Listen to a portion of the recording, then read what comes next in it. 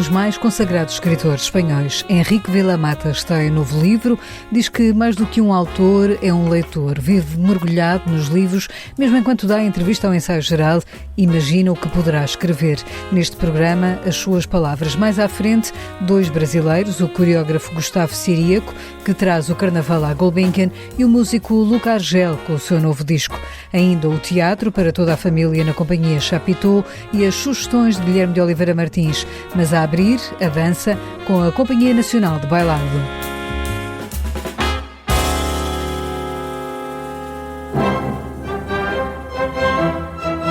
Duas estreias marcam o arranque do ano na Companhia Nacional de Bailado. Em palco, no Teatro Camões, em Lisboa, até dia 22 poderá haver um triple bill, ou seja, duas obras novas e uma reposição. O espetáculo intitulado Grandes Mestres apresenta ao público obras de Sol Leon e Paul Lightfoot, Eduard Klug e Jorge Balanchine. O diretor da companhia, Fernando Duarte, descreve assim as estreias, desde logo a coreografia Symphony of Sea. Apesar de não ser uma estreia em termos de repertório Balanchine na Companhia Nacional de Bailado, nos orgulhamos, é um bailado que nunca foi dançado pela CNB e, aliás, nunca foi dançado em Portugal, apesar de ter sido criado nos anos 40, primeiro para a Ópera de Paris e depois para Nova Iorque, e que é um dos melhores exemplos naquilo que seja a celebração da contemporaneidade do bailado clássico. E isto pode parecer um pouco contraditório, mas é exatamente assim que se define Balanchine, é como é que ele trouxe a base canónica e o seu primado quase imperial da sua infância em São Petersburgo e trouxe-o para o arrojo e para a inovação que encontrou na América e através da sua companhia, o New York City Ballet, e portanto o Symphony em si convoca um enorme número de bailarinos numa permanente desafio à sua técnica, à sua musicalidade, também à sua alegria de dançar, e portanto é um ótimo fecho do programa, que também se inicia com uma estreia da dupla de coreógrafos Sol Leon e Paul Lightfoot, antigos coreógrafos residentes do Netherlands Dance Theatre e também diretores artísticos, uma capacidade de criar uma dramaturgia aliada a uma linha quase clássica, mas também de arroz contemporâneo e também de muita expressividade. Os Grandes Mestres completa-se com outra coreografia. Four Reasons foi criado em exclusivo para a CNB em 2008 pelo então jovem coreógrafo Eduard Klug, e que passados praticamente 17 anos, hoje em dia é um nome completamente requisitado por todas as companhias e com uma assinatura também muito própria, e que muito prazer nos dá reviver esta obra e torná-la nova a partir também de um novo elenco, o que também é fantástico ver esta capacidade de regeneração da própria companhia à beira de completar os seus 50 anos. E será em 2027 que a CNB faz 50 anos. Por estes dias, a Companhia Nacional de Bailado tem-se desdobrado em apoiar as vítimas da tempestade na zona centro, acolhendo bailarinos de uma escola de Leiria e cedendo as lonas das suas publicidades. Convivemos de perto com situações de instabilidade, não só de alguns colaboradores que têm família e têm a própria casa junto de zonas muito afetadas, e fizemos essa distribuição de antigos materiais de comunicação, de lonas e de cartazes que pudessem ser úteis para esta fase que nem sempre é possível avançar com uma recuperação e com um arranjo dos estragos, porque o tempo não está a dar descanso. Somos completamente solidários e também destaco o facto de, por exemplo, o Conservatório Internacional de Bailado e Dança Anarela Sanchez, com quem temos várias parcerias. Temos connosco neste momento alunas da escola, e como tentamos chamar a atenção e partilhar o pedido de ajuda da escola da Anarela Sanchez, que foi visivelmente afetada, mas que felizmente também recebeu um grande apoio da comunidade e de quem tem uma admiração que foi a correr em auxílio. Fernando Duarte, o diretor da Companhia Nacional de Bailado, que por estes dias, a par do espetáculo Grandes Mestres, organiza também ateliês de dança para crianças e famílias e conversas pré e pós-espetáculo.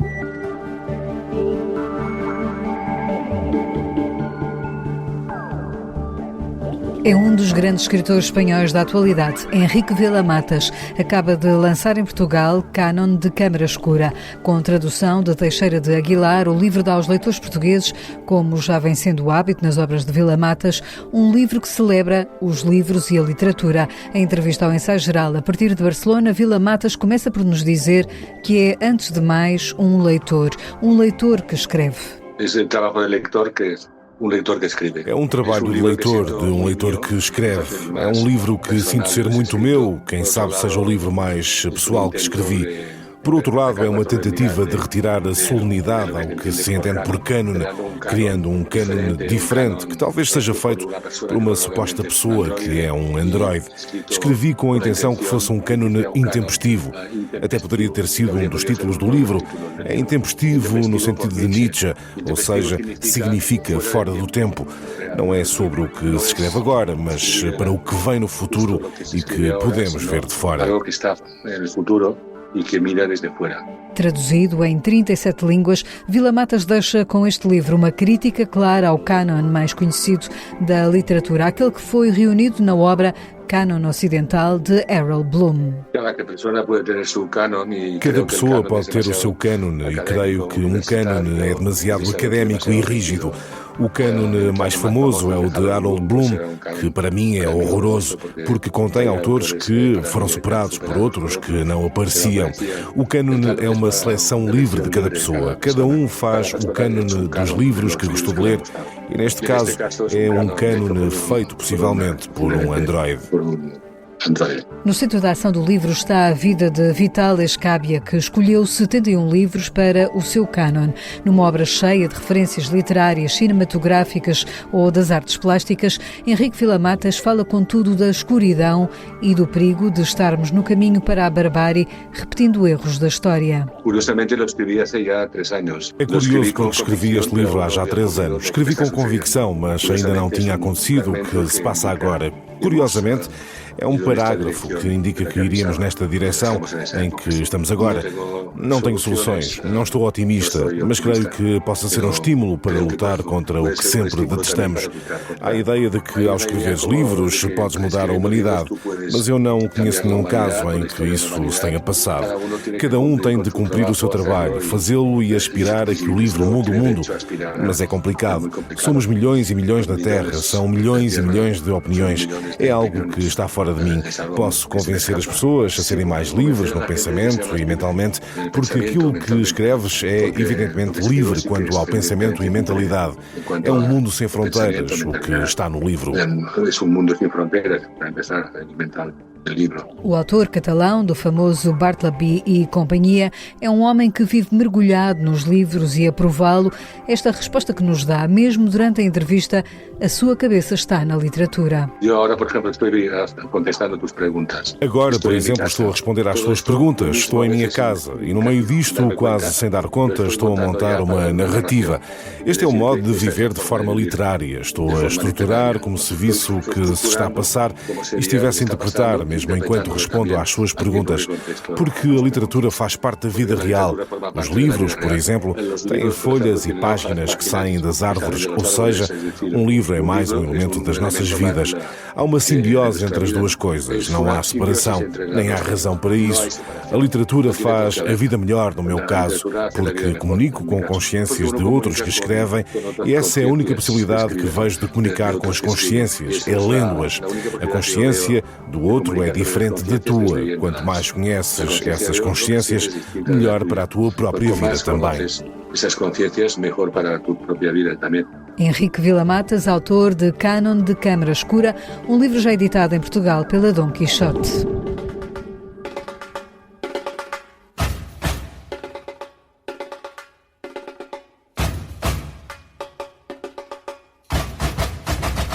Vem aí o Carnaval e vai poder celebrá-lo ao bom jeito brasileiro no Centro de Arte Moderna da Gulbenkian em Lisboa. A assinalar 30 anos de carreira, o coreógrafo Gustavo Ciríaco criou um desfile onde todos, de todas as idades, podem participar.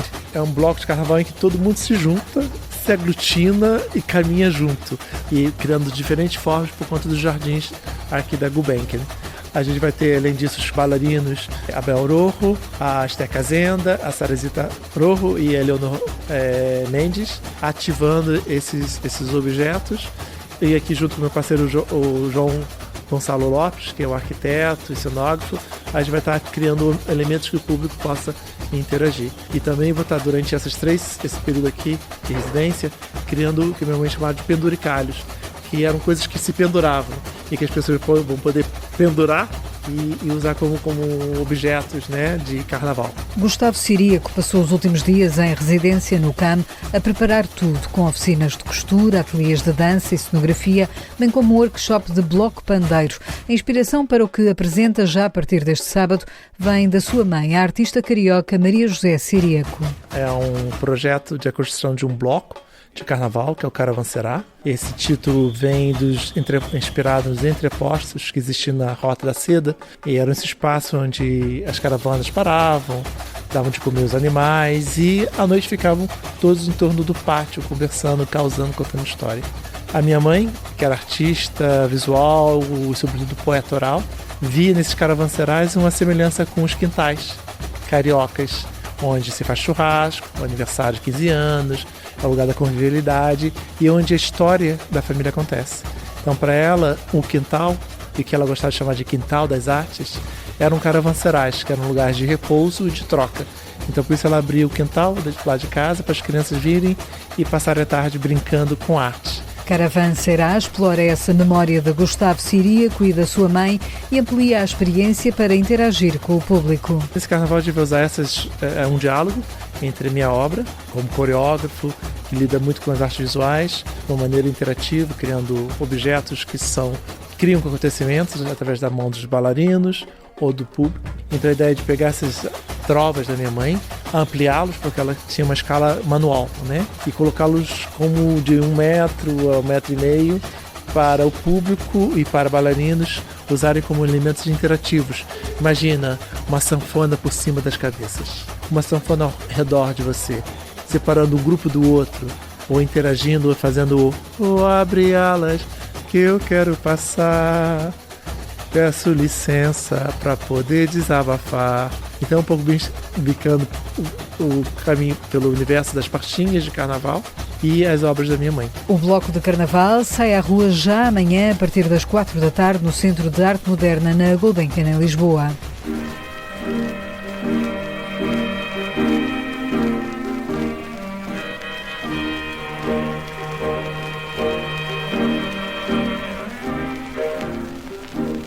Desta vez, o espetáculo da Companhia do Chapiteau é para toda a família, com crianças a partir dos 8 anos. Estreia já este sábado O Espírito da Rã Azul e Outros Contos, uma peça em que o Chapiteau explora a obra de um autor japonês, explica Susana Nunes. Descobrimos a obra deste autor japonês, que produziu grande parte da sua obra na primeira metade do século XX, um senhor chamado Okamoto Kido, que, para além de um prolífico produtor de óperas kabuki, escreveu ficção.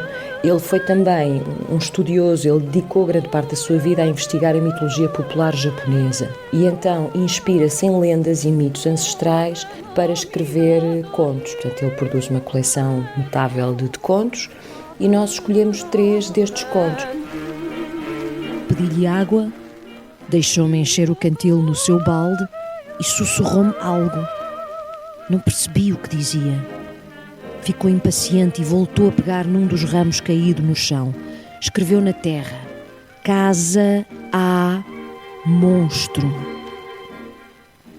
Compreendi por fim que nos queria avisar.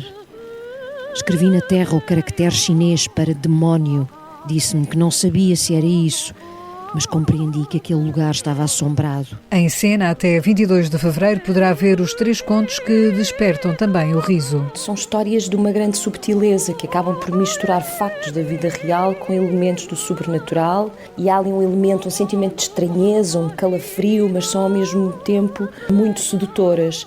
E são histórias que permitem explorar conceitos universais, como o luto, como a memória, como o medo, como o amor, através da lente do folclore japonês. E pronto, e tem de haver risos pelo meio disto tudo. Susana Nunes deixa o convite para um público, sobretudo mais jovem. Este sentido de responsabilidade, de cativar os mais jovens para o teatro, e é muito importante às vezes que são primeiras ou segundas ou terceiras experiências de teatro e que eles desfrutem, que eles se divirtam, que eles sonhem e que eles sobretudo não se aborreçam, para que voltem e continuem a vir ver espetáculos, a interessar-se e a procurar. Portanto, é isso, estamos a tentar fazer um espetáculo que seja apelativo dos 8 aos 108.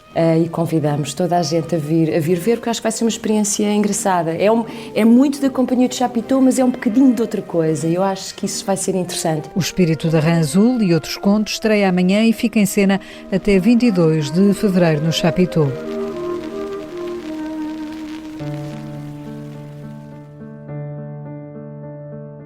No ensaio geral, recordamos agora Lídia Jorge, Prémio Pessoa 2025, é um dos destaques de Guilherme de Oliveira Martins, nosso colaborador do Centro Nacional de Cultura. Lídia Jorge recebeu esta semana o Prémio Pessoa, que consagrou uma das autoras mais talentosas do momento atual.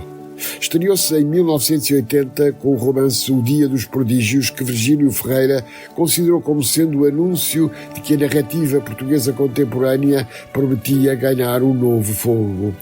Os seus livros dão testemunho de um tempo de transição da ditadura para a democracia, com gradual aproximação da modernidade europeia.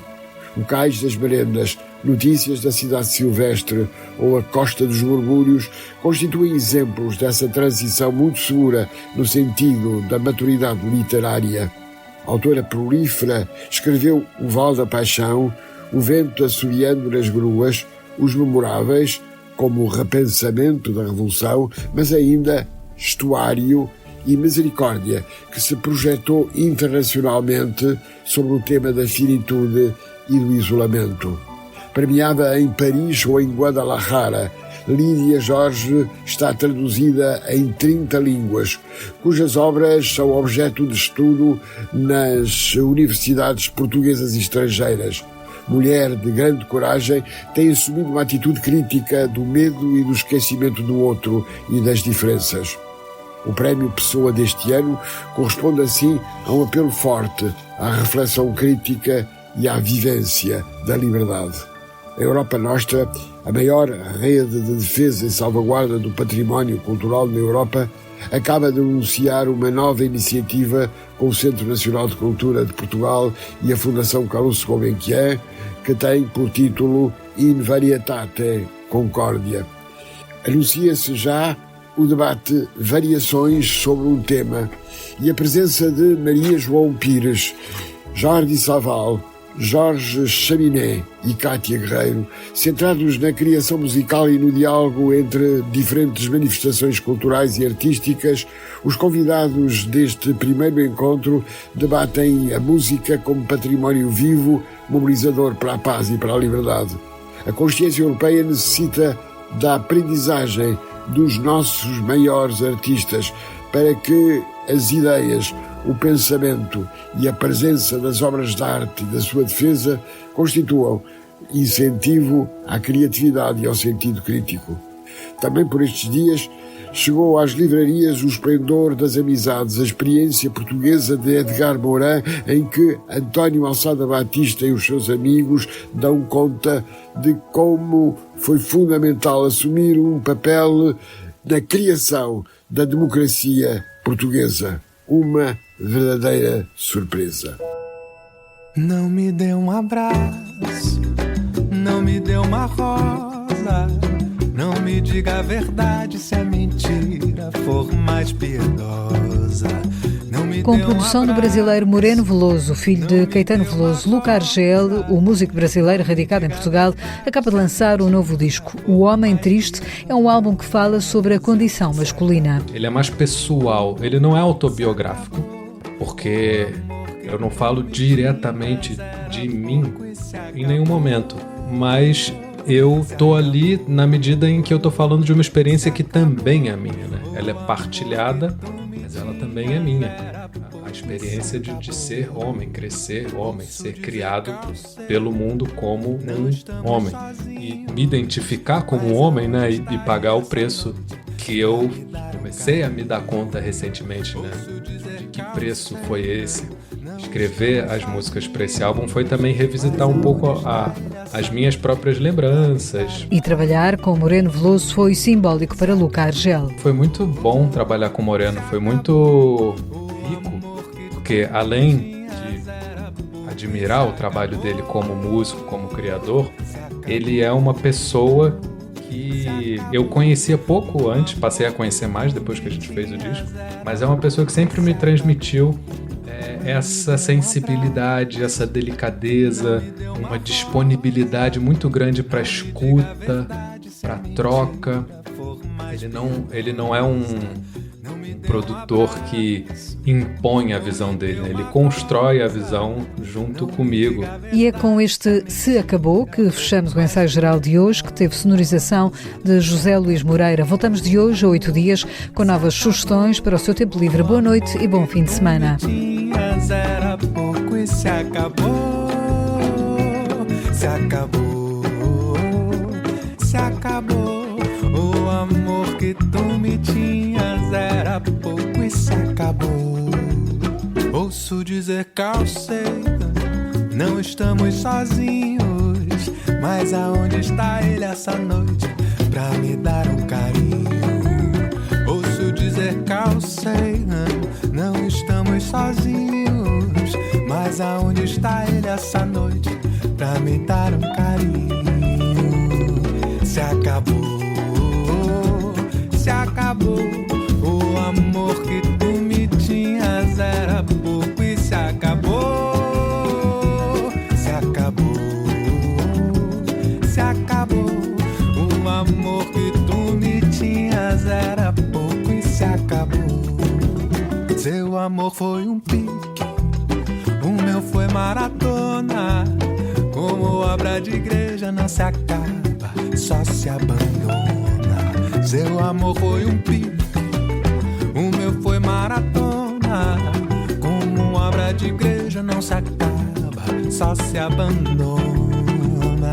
Se acabou. Os mais alegres que me perdoem, mas tristeza é fundamental.